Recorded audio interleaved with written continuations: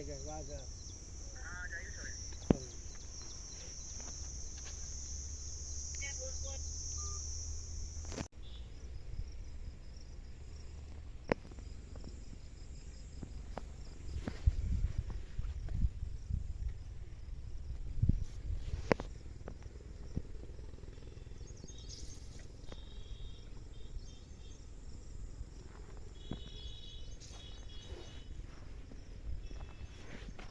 कुठे तू? काय नाही बा.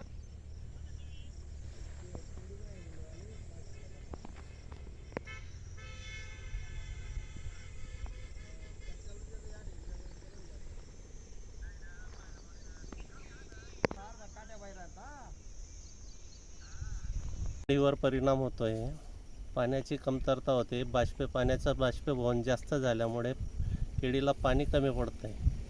त्याच्यात ओव्हरहीट झाल्यामुळे MSEBचे पोलचे तार तुटणे, ओव्हरहीटमुळे ऑइल तापतं, त्याच्यामुळे ट्रान्सफॉर्मर बंद पडणे, फर्टिगेशनचा खर्च वाढतो आहे. शेतकऱ्यांना वेळोवेळी लक्ष केंद्रित करावं लागते, शेतात यावं लागतं, थांबावं लागतं आहे. पाण्याची कमतरतामुळे झाडाच्या वाढीवर परिणाम झालेला आहे. त्याच्यामुळे उत्पन्नाची 20% आज रोजी 20% घट झालेली उत्पन्नाची. काही शेतकरी आपल्या उष्ण हवामध्ये यायला नको पाहिजे त्यासाठी देखील उष्णता रोधक म्हणून काही वाळा लावतात, काही शेडनेट बांधतायत, काही साड्यांचं हे लावतायत.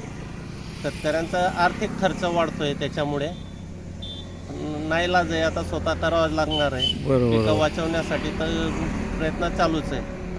म्हणजे जोपर्यंत किडी काढणीला येत नाही तोपर्यंत मेहनत घ्यायचं आहे. मेहनत घ्यायचीच आहे, तोपर्यंत मेहनत घ्यायचीच आहे, लक्ष केंद्रित ठेवायचंच आहे. आता 20% ॲव्हरेजली कमी झाल्यामुळे आता आम्हाला अधिक लक्ष द्यावं लागणार आहे. बरोबर.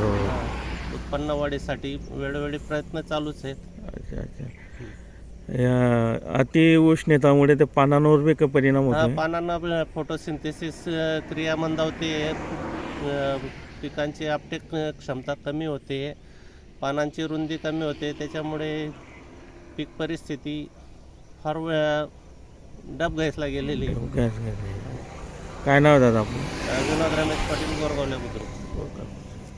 केळीचं असं झालं की लाईन टाईमावर भेटत नाही आणि दिवा जेव्हा जातात लाईनमध्ये बंद पडते, म्हणून हे केळीला पाणी कमी पडतं, म्हणून जळते ती.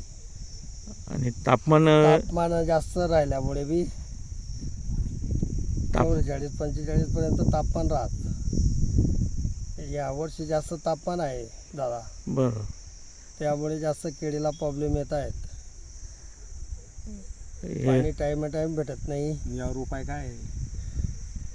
यावर उपाय मग असं आहे, ते नेट लावावे लागते चौपेर बांधायला.